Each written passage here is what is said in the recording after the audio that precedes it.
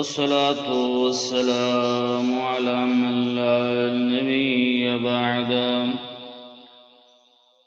نبي بعده ولا رسول بعده وهو خاتم النبيين. أما بعد فأعوذ بالله من الشيطان الرجيم. بسم الله الرحمن الرحيم. وقد قال الله تبارك وتعالى في القرآن المجيد: شهر رمضان الذي أنزل فيه القرآن. الآية. وقال رسول الله صلى الله عليه وسلم: أعطيت أمتي 5 خصال في رمضان لم تؤتهن أمة قبلهم. الحديث. جاءت لدعوته الأشجار ساجدة تمشي إليه على ساق بلا قدم. فاق النبيين في خلق وفي خلق ولم يدانوه في علم ولا كرم. يا أكرم الخلق ما لمن ألوذ به سواك عند حلول الحادث العممي. هو الحبيب الذي ترجى شفاعته لكل هول من الأهوال مقتهمين. مولاي صل وسلم دائما أبدا على حبيبك خير خلق كلهم. إن الله وملائكته يصلون على النبي يا أيها الذين آمنوا صلوا عليه وسلموا تسليما.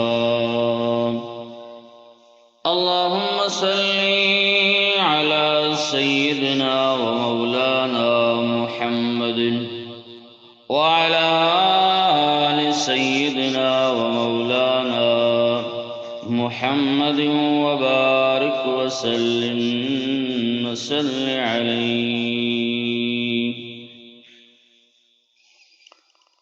زما عزتمندو مشرانو کشرانو،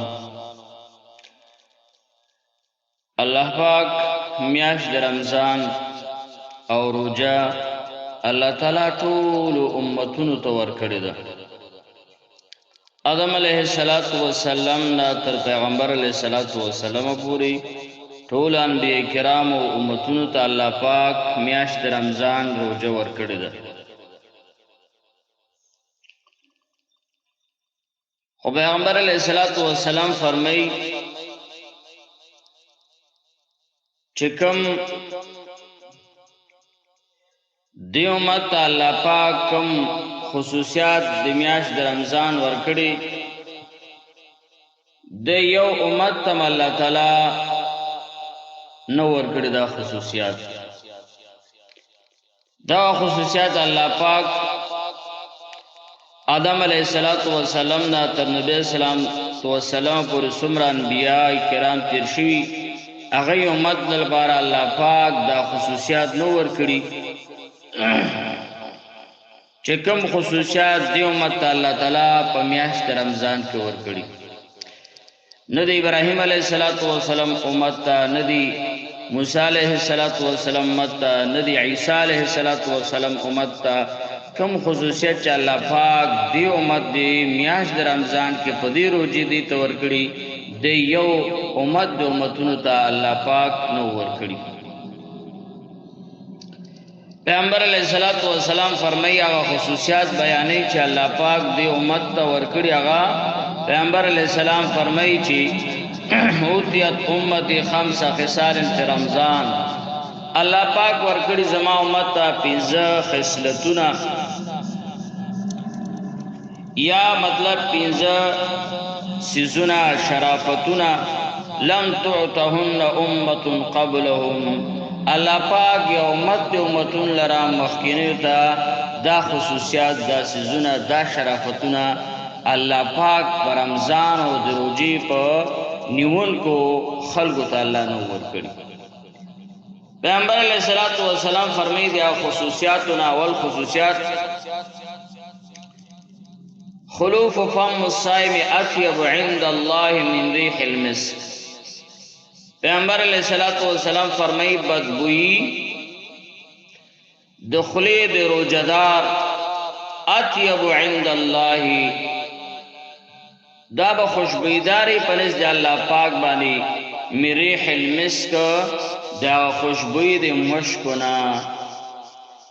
معنا دا چې دیو متی د روزدار مومن مسلمان د خلی بدبوئی الله پاک ته دا د مشکونم بهتره ده. مشک په خوشبویانو کې هغه قیمتي خوشبوئی ده چې د دې قیمت ته بل خوشبوئی نه رسیږي. نن سبا د هغه قیمت د یوې تولې 1.5 لک روپے کېږي. د مشکو قیمت د سونې نم ډېره زیاته ګرانه، او هغه خوشبوئی کې الله پاک یو طاقت اچولې چې کله انسان هغه خوشبوئی بوی کوي نو انسان ته طاقت ورکولی شي، او ډېر زیاتو قیمتي نسخجاتو کې د استعمالي کې چې هغه نسخې بیا په لکونو باندې خرڅي. خو د یو ادنا د دې امت زنانه نارینا د روزدار د اخلی بدبوئی الله پاک ته د مشکونم بهتره ده. مشک داسې یو بهترین شی ده چې احادیثو کې راځي د جنت خاوره د خټه به هغه مشک وي. نو دا د دې امت خصوصیت ده چې الله پاک دې امت ته ورکړي چې د روزدار د خلی بدبوئی د ولګي په حالت کې چې کوم پیدا کیږي الله جل جلاله لرا پنځ د الله پاک باندې د مشکو د خوشبوئی نه هم زیاته بهتره او الله ته خوښه ده. اوس دا چې د یو موجدار د روزي د خلی نه چې د ولګي حالت کې کوم بدبوئی زی الله پاک ته دا خو ګرانه ده. د دې مبارک محدثین د دې مطلب بیانې چې د څه مطلب ده. اول مطلب علماء کرام محدثین دا بیانې چې الله پاک بدی روزدار مؤمن ته روزدار مؤمن مسلمان ته په آخرت کې دې بدبوئی په بدل کې هغه ثواب به د خوشبوئی ورکړي. هغه داسې ثواب د خوشبوئی چې هغه ثواب بدل به په خوشبوئی سره ورکړي چې هغه به د مشکو خوشبوئی نم ډیر زیات مطلب بهتره وي. لکه څنګه چې دنیا کې دغه مشکو خوشبویدار دي، دماغ ته تر او تازگی راولي، دماغ ته قوت ورکي، بدن ته قوت ورکي.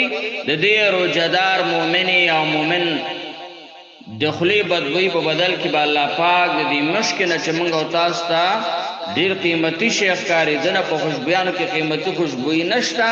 ورځ د قیامت کې به الله پاک دې مؤمنانو ته په بدل کې داسې یو خوشبوئی ورکي چې هغه خوشبوئی به ثواب و بدل وي. د دې دنیا د خوشبوئی نه ودا ډیر زیات بهتره وي. او په بعض روایتو کې تصریح په دې باندې شوی ده چې د دې په بدل کې به الله پاک ورځ قیامت کې داسې خوشبوئی دی بنده ته ورکي چې هغه به د مشکو نه ډیر زیات خوشبودار وي. یو مطلب د دې حدیث مبارک. دویم مطلب محدثینو دا بیان کړي چې ورځ قیامت کې مؤمنان مسلمانان قبرونو نه راپاسيږي. د مؤمنانو مسلمانانو د روزدارو علامه بداوی چې دی ورځ قیامت کې د قبرون را پاسیږي دا به نښه وي چې د روجدار او خلکو د خلونه به مطلب دا چې د مشکو غونته بلکې د مشکو نه بهتره خوشبویي به یې د خولې نه خېږي. لکه کم خلق چې په دنیا کې کم اعمال کې د اعمال بدل او سزا د قبر د دې سره شروع کیږي. لکه څنګه چې د سودخوره بنده په حق کې دا راځي چې د زر زر خخوي چې د باندې په قبر کې با هغه حالت راځي چې بدن به ټول جټکی خوري. ورځ قیامت کې په حشر میدان کې سودخور بدن جټکی خوري.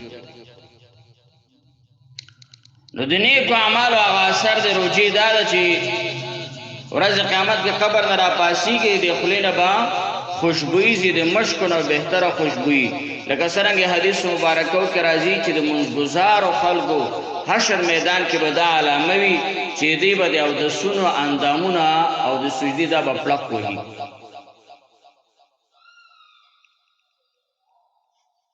او دریم مطلب د دې دا ورکړل شوی چې الله پاک د دې دا د خولې بدبوئی د مشکو نه بهتره ده. دریم مطلب دا بیان کړی چې کله دغه بنده روجه ونیسي لکه څرنګه چې حدیث مبارک کې راځي پیغمبر علیه الصلاۃ والسلام فرمایي الله پاک فرمایي چې روجه زما لپاره ده بدل به زور کوم. یادا چې پیغمبر علیه السلام فرمایي الله پاک فرمایي چې روجه زما لپاره ده بدل کې به زه خپل ځان دې بنده ته ورکوم. نو روجه داسې یو عبادت ده چې د دې بدل په جنت کې نشته ده. بمثل عبادت ده مثل نه لري. نو دا بدل با الله پاک خپل بمثل ذات په دې بدل کې ورکړي. ځکه پیغمبر علیه الصلاۃ والسلام ابي امامه رضی الله عنه ته فرمایي چې عليك بالصوم ځان باندې لازم کا روجه فإنه لا مثل له ذکر روجه بمثل عبادت ده. دغه مثل نشته ده. نو چې دې کله بمثل عبادت بمثل عبادت بمثل بدله غواړي نو بمثل بدله غدا چې بمثل ذات خپل ذات دی بنده ته د روجي په بدل کې ورکړي. نو چې الله پاک د خپل ذات د دې روجدار د روجي په بدل کې خپل ځان ورکړي نو معلومه دا شوه چې دغه روجدار الله پاک ته ډېر زیات ګران او ډېر محبوب ده.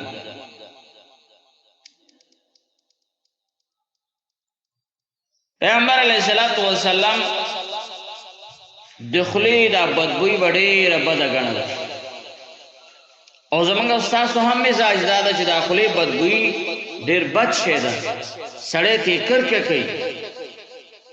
همدې وجه نه د خولو صفایي څومره زیات خلک کوي په مسواک باندې دا سلور ټوپونه استعمالوي. خدا بدبوی راتلل څه سر راځي.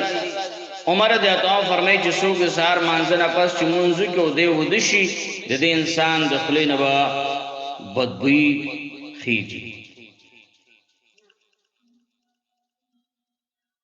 نو دغه بدبوی چې د هر انسان ته کرکه راځي الله پاک ته دی مشکل مطلب دا چې بهتر او الله پاک ته ګرانه ده هغه دا چې الله پاک ته دا بنده ډېر زیات ګران شي محبوب شي.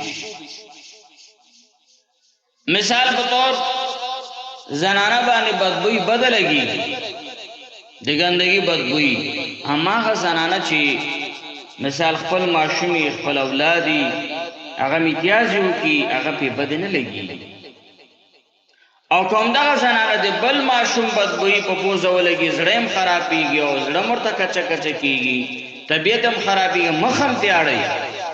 اماده چې د ماشوم سره محبت د مینه د خپل اولاد سره او د اولاد بدبوی په بدن لګي. او حدیث مبارک کې راځي چې کوم محبت اولاد سره مور لري د ده په اویا چنده باندې الله پاک محبت خپل بنده سره لري. نبی صلی الله علیه وسلم فرمایي چې الله پاک دی اویا میندو نم ډیر زیات په خپل بنده باندې مهربان ده. نو اویا چنده د خپل بنده باندې الله پاک مهربان ده، مینه محبت ور سره ساتي. لکه څنګه چې مثال په تور مور باندې دغه بدبوئی بدن لګيږي د دې معشوم، الله پاک باندې د دې روزدار مؤمن مسلمان د خلی بدبوئی هم مطلب دا چې